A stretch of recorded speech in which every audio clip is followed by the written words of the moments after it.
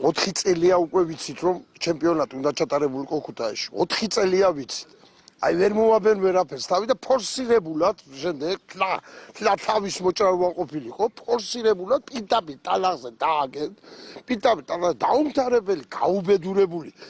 აი გამოდიან ის 5000 სტუმარია ჩამოსული 5000 ბალეშიკია ჩამოსული საქართველოს ქუთაისში გამოდიან იღებენ სულაც ეს რა არის ეს არის რაღაც კატასტროფა რა აი ესა სისხლის სამართლის დანაშაული ამის გაკეთება და სტუმრებზე ასე დახვედრა არის სისხლის სამართლის დანაშაული და მეტი არაფერი და მოედანზე ნაჭერი არ ეყოთ დროშები ადის სახელმწიფოების ლამაზი გაშლილი დიდი ჩვენი დროშა ადის პატერებოშის კუტუსავით ეს რა სიცხვილია რა უბედურობაა არის დროშა ვერ დაკიდენ ამ შობენ სახლება